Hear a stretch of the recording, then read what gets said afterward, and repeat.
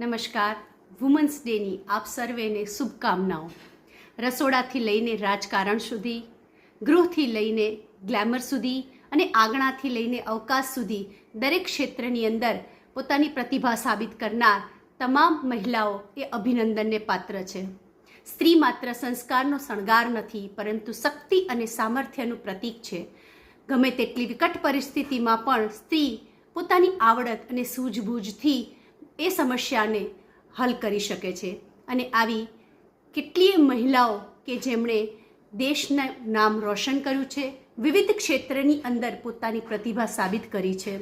આવી જ મહિલાઓ વિશે ટૂંકમાં અમારી શાળાના બાળકો આપની સમક્ષ પ્રસ્તુતિ કરશે.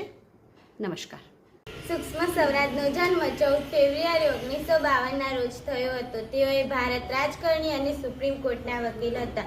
તેઓએ 2014-2019 દરમિયાન વિદેશ મંત્રીનું પદ સંભાળ્યું હતું. ભારત સરકારમાં ઇન્દિરા ગાંધી પછી વિદેશ મંત્રીના પદ પર રહેનાર તેઓ બીજા મહિલા નેતા હતા. તેઓએ લોકસભાના સભ્ય તરીકે 7 અને 3 વખત ચૂંટાયા હતા. તેઓએ 1977માં હરિયાણાના સૌથી યુવા મંત્રી બન્યા હતા. 2020માં તેઓએ મરણોત્તર પદ્મ વિભૂષણથી સન્માનિત કરવામાં આવ્યા હતા. આવી નારીઓને મારા નમન. કલ્પના ચાવલા અવકાશમાં મુસાફરી કરનાર ભારતીય મૂળની પ્રથમ મહિલા એરોનોટિકલ એન્જિનિયર હતા. તેમની સિદ્ધિઓ અને યોગદાનના સંદર્ભમાં તેમને અનેક સ્ત્રીઓ રોલ મોડેલ તરીકે યાદ કરે છે. કલ્પનાએ વર્ષ 1988માં નાસા માટે કામ કરવાનું શરૂ કર્યું હતું. ડિસેમ્બર 1994માં તેઓ અવકાશયાત્રી તરીકે અવકાશી મિશન માટે પસંદ કરવામાં આવ્યા હતા. તેમણે અવકાશની સફર 2 વખત કરી હતી. પ્રથમ 1997માં અને બીજી વખત 2003માં. તેમણે કહેલું કે તમે કંઈક એવું કરો કે જે તમને ખરેખર કરવાનું પસંદ હોય. આવી નારી શક્તિને મારા પ્રણામ. મનુ ભાકર એક ભારતીય ખેલાડી છે જે નિશાનેબાજની રમતની ખેલાડી છે. તેણે 2024માં પેરિસમાં યોજાયેલા ગ્રીષ્મકાલીન ઓલિમ્પિક રમતમાં કાંસ્ય પદક જીત્યો હતો, જે ઓલિમ્પિક રમતમાં ભારતનો પ્રથમ મેડલ હતો.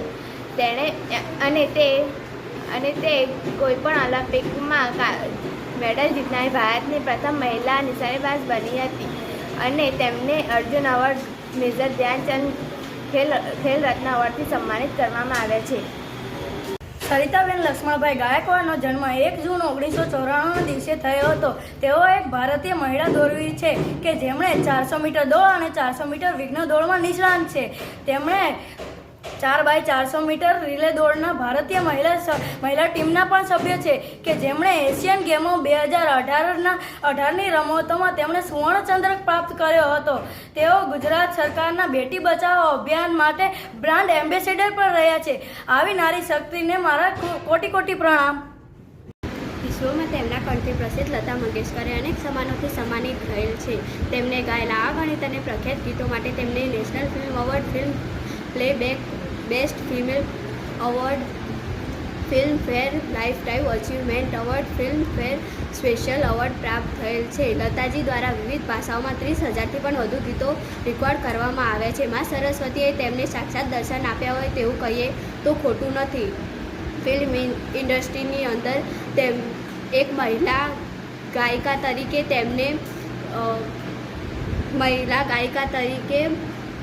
તેમનું સ્થાન અજોડ છે. અને તે નિર્મલા સીતારામનનો જન્મ 18 ઓગસ્ટ 1959માં થયો હતો. તેઓ ભારતીય રાજકારણી છે અને હાલના નાણાપ્રધાન અને કોર્પોરેટ બાબતનું પ્રદાન આપે છે. તેઓ ભારતીય સંરક્ષણ મંત્રી પણ હતા અને ઇન્દિરા ગાંધી પછી તેમણે 2025-26નું બજેટ રજૂ કર્યું છે.